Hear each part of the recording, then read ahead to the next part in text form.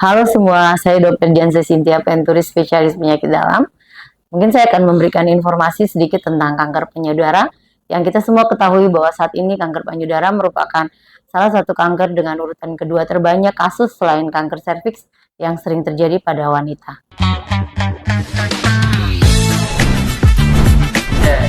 Kanker payudara adalah suatu kondisi di mana terjadi pertumbuhan sel-sel abnormal pada jaringan payudara. Seperti yang kita ketahui bersama, bahwa terjadinya benjolan pada payudara bisa disebabkan karena 3 kondisi. Pertama, karena suatu kondisi infeksi atau peradangan.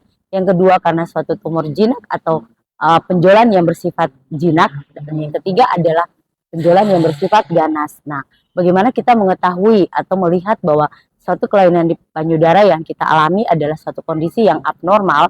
Sebaiknya kita melakukan deteksi secara dini. Kenapa perlu melakukan pemeriksaan atau deteksi payudara secara dini?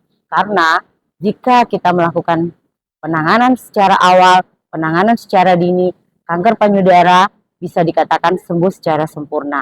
Namun kenyataan yang kita hadapi di lapangan atau yang kita dapatkan, kebanyakan pasien atau orang datang berobat atau mencari tenaga medis ketika perjalanan dari benjolan atau kanker payudara ini sudah berada pada tahap lanjut. Dalam hal ini, kita sudah diagnosis pada stadium 3 atau stadium 4. Deteksi dini payudara dapat kita lakukan dengan 2 hal. Yang pertama adalah sadari atau pemeriksaan payudara sendiri, dan yang kedua adalah sadanis atau pemeriksaan payudara dengan bantuan klinisi atau tenaga medis.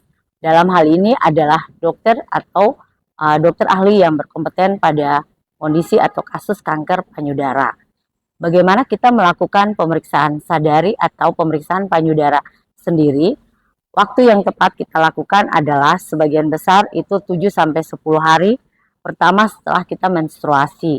Dan itu sebaiknya dilakukan sebulan sekali bagi semua wanita untuk melakukan screening awal, bagaimana kita mengetahui apakah ada kelainan pada payudara yang kita alami. Yang berikutnya adalah, walaupun kita sudah pada kondisi menopause, untuk wanita yang sudah dalam kondisi menopause, pemeriksaan sadari atau pemeriksaan payudara sendiri ini juga sebaiknya tetap dilakukan. Untuk yang kondisi kedua dalam hal ini adalah pemeriksaan payudara oleh tenaga medis atau oleh klinisi, dapat kita lakukan dengan tindakan yang paling gampang adalah pertama USG payudara. USG payudara dapat kita lakukan secara berkala sebagai tindakan medical check up pada usia 35-40 tahun sudah bisa kita lakukan untuk melakukan USG payudara secara dini sebagai bahan screening. Yang kedua adalah dengan melakukan pemeriksaan mamografi setahun sekali sebagai bahan evaluasi untuk kita mengetahui bagaimana kondisi payudara kita saat ini. Bagaimana kita mengenali gejala atau hal-hal yang kita perhatikan jika memang mengalami perubahan atau kita mengenal suatu kondisi atau gejala umum dari kanker payudara. Bagaimana kita melakukan pemeriksaan payudara sendiri? Ada 3 hal yang perlu kita perhatikan. Yang pertama, kita menilai atau melihat adakah perubahan bentuk payudara atau suatu kondisi yang asimetris antara payudara kanan dan kiri kita. Sebagai bahan bantuan, kita bisa melakukan pemeriksaan ini di depan cermin untuk kita membandingkan bentuk atau ukuran dari samping, depan, untuk membandingkan antara payudara kanan dan kiri. Apa saja yang kita lihat, apakah ada benjolan atau penebalan pada payudara kita atau tidak.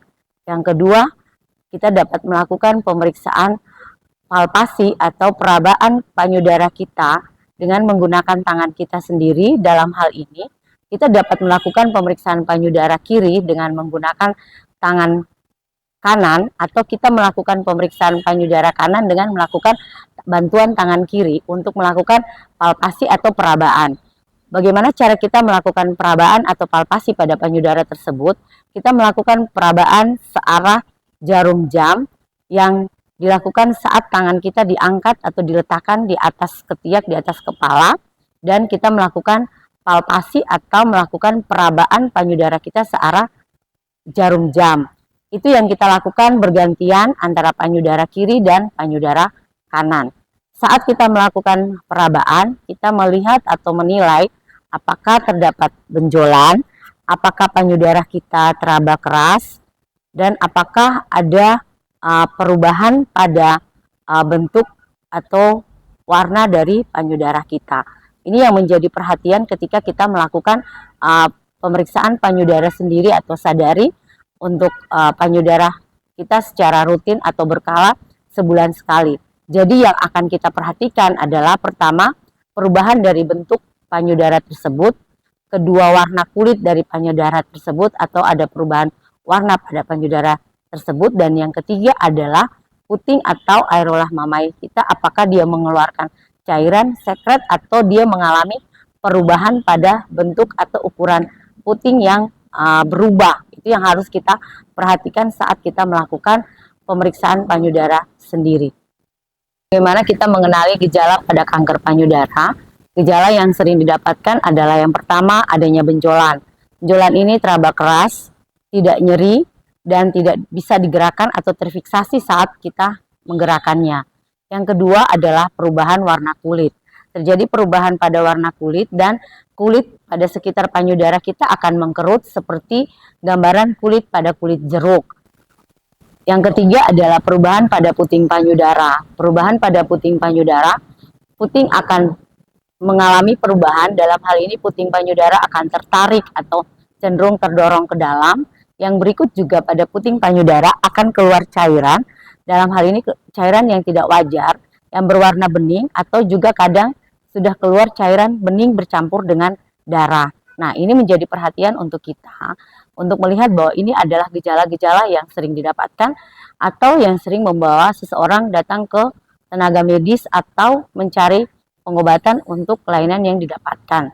Yang berikut adalah yang keempat, di mana terdapat perubahan pada bentuk payudara tersebut, di mana payudara kanan dan kiri mengalami perubahan bentuk yang memberikan gambaran seperti asimetris atau tidak sama bentuk dan ukuran antara payudara kanan dan kiri. Kondisi apa saja atau hal-hal apa saja yang menjadi faktor risiko untuk terjadinya kanker payudara? Yang pertama adalah usia. Risiko untuk terjadinya kanker payudara juga meningkat dengan bertambahnya usia seseorang. Yang kedua adalah riwayat keluarga. Riwayat keluarga, jika kita memiliki keluarga dengan riwayat kanker payudara sebelumnya, kita juga memiliki faktor risiko untuk bisa berdampak atau bisa mendapatkan juga kondisi terjadinya kanker payudara. Yang berikut adalah kondisi hormonal. Kondisi hormonal sering terjadi menjadi faktor risiko untuk terjadinya kanker payudara. Dalam hal ini juga penggunaan alat-alat kontrasepsi hormonal itu juga menjadi perhatian bagi kita sekalian. Yang keempat adalah gaya hidup.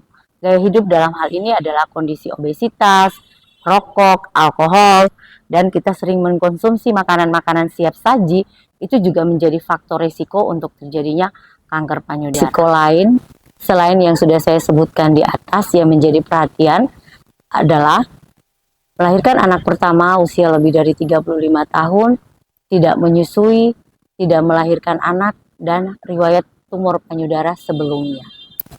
Bagaimana kita mendiagnosis seseorang terkena kanker payudara?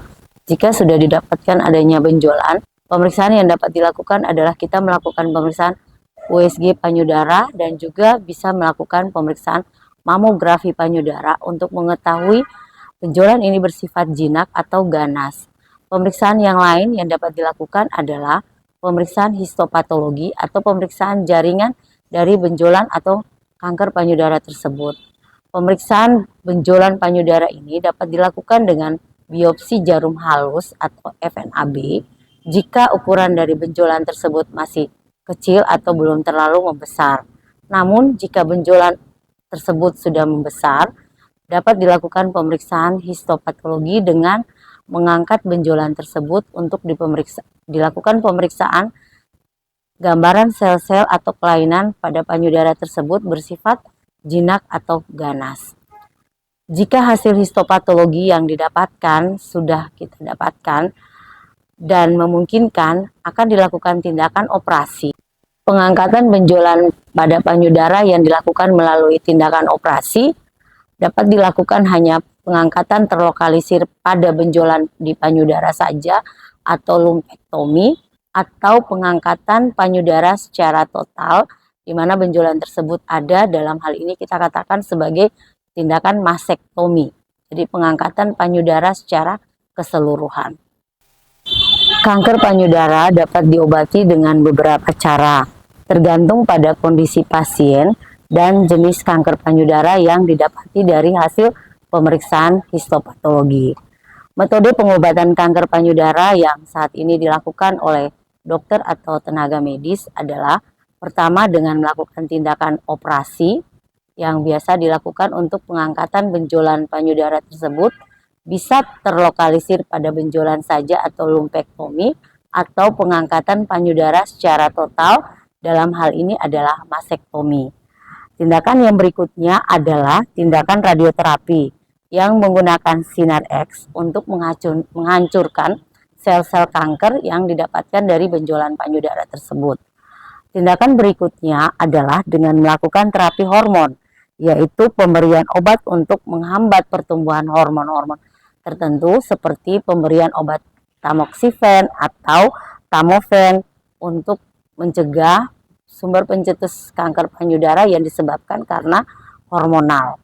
Terapi berikutnya adalah dapat dilakukan kemoterapi, di mana pemberian obat ini adalah untuk membunuh seluruh sel-sel kanker yang didapatkan pada tubuh dan perkembangannya sangat cepat. Terapi berikutnya adalah dengan terapi target, di mana memberikan obat yang berfungsi untuk menghambat sel-sel kanker secara spesifik. Dan terapi yang terakhir adalah imunoterapi, yaitu pemberian obat penekan imun agar menghambat perkembangan dari sel kanker itu sendiri. Setelah dilakukan tindakan operasi, penanganan berikutnya adalah dilakukan tindakan kemoterapi dan radioterapi. Untuk tindakan kemoterapi adalah untuk membunuh sel-sel kanker tersebut, sehingga diharapkan semua sel kanker yang juga mungkin sudah menyebar ke daerah yang lain dapat dimatikan. Dan setelah itu akan dilanjutkan dengan tindakan radioterapi.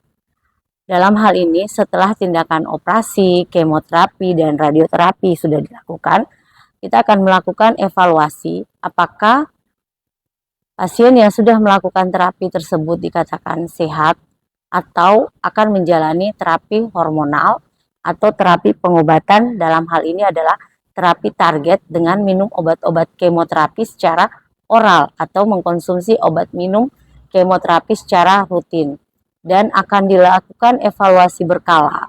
Dalam hal ini adalah 3 bulan atau 6 bulan untuk menilai respon terapi yang dilakukan pada pasien-pasien yang didapatkan dengan kondisi kanker payudara. Kanker payudara dapat dicegah dan dapat diminimalkan kejadiannya dengan kita meminimalkan faktor risiko. Adapun mengatasi atau meminimalkan faktor risiko meliputi pertama, membatasi mengkonsumsi makanan olahan atau makanan siap saji, dan kita lebih banyak mengkonsumsi makanan-makanan berserat seperti sayur, buah, atau biji-bijian.